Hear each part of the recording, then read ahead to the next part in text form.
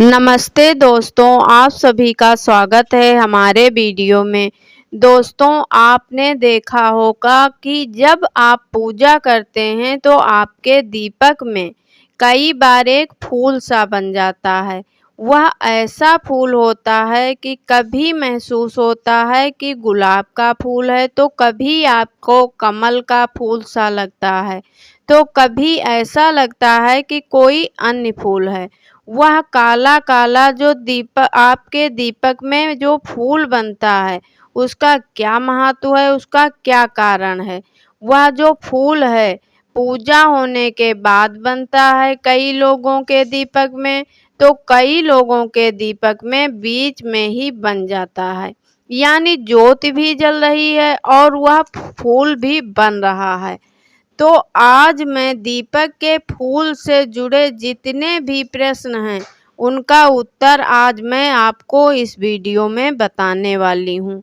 सबसे पहले मैं आपको बता दूँ कि जो आपके दीपक में फूल बनता है, वह सकारात्मक शक्ति का प्रतीक होता है, यानी कि आपके इष्ट देव की कृपा आपके ऊपर है। आपकी जो पूजा है, जो आप कर रहे हैं, वह बहुत अच्छी तरह से कर रहे हैं और आपके इष्ट देवता को वह पूजा पहुंच रही है। इसमें कोई भी संदेह नहीं है। यानी आपके ऊपर आपके इष्ट देव की कृपा है। इसमें कोई घबराने की आवश्यकता नहीं है। दोस्तों, अगर आपके दैनिक जीवन में समस्याएं चलती रहती हैं, तो यह सोचो कि देवता की कृपा है, मेरे इष्ट देव की कृपा है मेरे साथ, तो मेरे साथ ये दिक्कतें क्यों हैं? मेरा ये काम क्यों नहीं बन रहा है? तो मैं आपको बता दूं कि सांसारिक जीवन में कुछ सामान्य समस्याएं सभी के साथ चलती हैं। ये देवताओं से जुड़ी हुई नहीं होती हैं। हम लोग इन्हें देवताओं से जोड़ना शुरू कर देते हैं। हम लोग परेशान होते हैं, तो कई बार लोग इसलिए मेहनत नहीं करते क्योंकि वह सभी चीज़ों को देवता से जोड़ कर देखने लगते हैं। कहते हैं कि हम इतनी पूजा पाठ करते हैं, लेकिन हमारा कोई काम नहीं बन रहा है। हम इतनी पूजा करते हैं, फिर भी हम दुखी हैं। तो लोग सभी चीज़ों को पूजा से जोड़ कर देखना शुरू कर देते हैं और जब ऐसा सोचते हैं तो वह मेहनत कम करना शुरू कर देते हैं। उन्हें लगता है कि हमारी पूजा से ही सब कुछ होगा। पूजा कर्म बड़ा है, पूजा भी कर्म से ही होती है। कर्म जब आप करते हैं तभी ईश्वर प्रसन्न होते हैं। कर्म करें, ईश्वर आपकी सभी चीज़ें देने लगेंगे। तो जो दीपक में फूल बनता है, वह सकारात्मकता का प्रतीक होता है कि आपकी पूजा सफल होती चली जा रही है। आपको घबराने की कोई ज़रूरत नहीं है। अब उस फूल को क्या करें? जो फूल आपके दीपक में बन गया है, उसका क्या करें? आप देसी घी में ज्योति जलाते हो या सरसों के तेल में जलाते हो, तो उस फूल में उस तेल को मिलाएं और उसका तिलक करें। संभव हो तो तिलक ज़रूर करें। उस फूल का यह प्रभाव होगा कि जब आप तिलक करके निकलेंगे, तो वह एक वशीकरण का भी कार्य करता है। वशीकरण मतलब वह वशीकरण नहीं है। आपने सुना होगा कई लोगों से कि उसको बस में कर लो। वशीकरण का मतलब है आकर्षण। यानी उस फूल को जब आप घी तेल के साथ मिलाकर अपने माथे पर लगाएंगे, तो जो सामने वाला व्यक्ति है, वह आपसे प्रभावित होगा, आकर्षित होगा, आपकी बातों को वह मानेगा। आप जो सोच रहे हैं, आपके अनुसार वह चीज़ें धीरे धीरे होनी शुरू हो जाएंगी।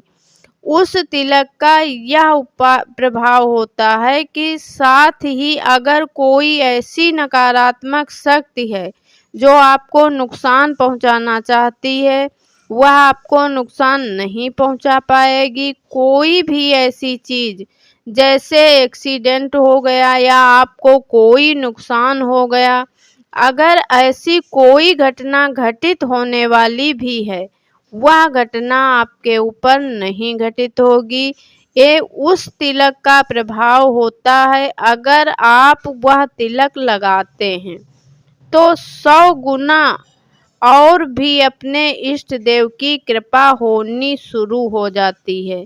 कई लोग कहते हैं ये फूल कल बना था, आज नहीं बना, तो वह बड़े चिंतित हो जाते हैं।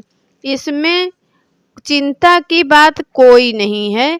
जो आपके इष्ट देव हैं वह लगातार आपको संकेत नहीं देते हैं, कभी कभी आपको संकेत देते हैं। जैसे आपको स्वप्न के माध्यम से दर्शन दे दिए, तो ऐसा नहीं कि रोज आपको स्वप्न के माध्यम से दर्शन देंगे। या फिर फूल बन गया, आज बन गया, तो ऐसा नहीं कि वह रोज बने। हो सकता है हफ्ते बाद बने, महीने बाद बने, 15 दिन बाद बने।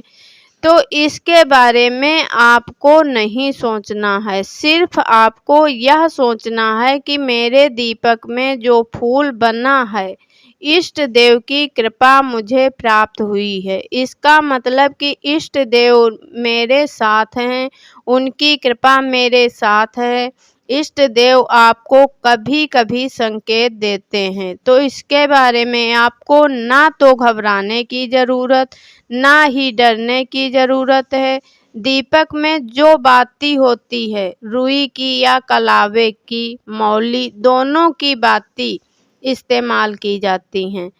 प्रभावशाली मौली ज़्यादा होती है। लाल रंग की जो मौली आती है, अगर आप इसकी बाती का इस्तेमाल आप पूजा में करते हैं, तो उससे दीपक जलाते हैं, तो वह अत्यंत प्रभावशाली हो जाती है। कई बार आपने देखा होगा कि पंखा भी नहीं चल रहा और दीपक की ज्योति नृत्य करना शुरू कर देती है।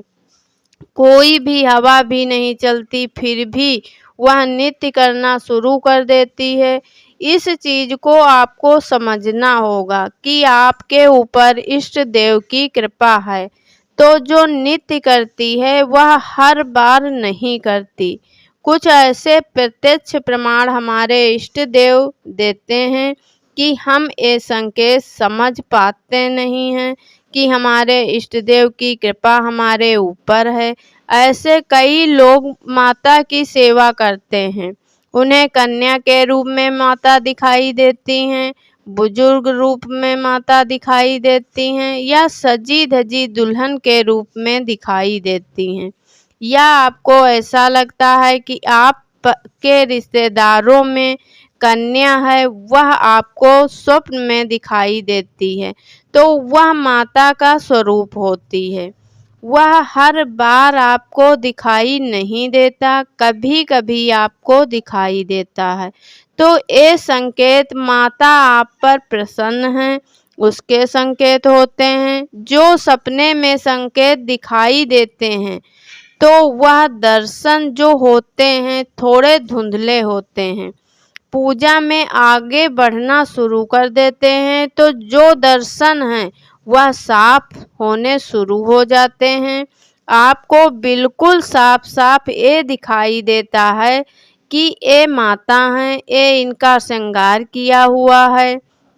चेहरा, वस्त्र, वह सब दिखाई देना शुरू हो जाता है। इसलिए धीरे धीरे ये सब चीज़ें होती हैं। जब आप पूजा पाठ करना शुरू कर देते हैं, तो जो लोग इंटरव्यू या नौकरी के लिए जाते हैं, ये तिलक लगाकर, तो उनके लिए यह वरदान साबित होगा। तो दोस्तों, आशा करती हूँ कि हमारा ये वीडियो पसंद आया होगा। इसे लाइक अवश्य करें और ऐसे ही वीडियो देखने के लिए हमारे चैनल को सब्सक्राइब कर लें। धन्यवाद।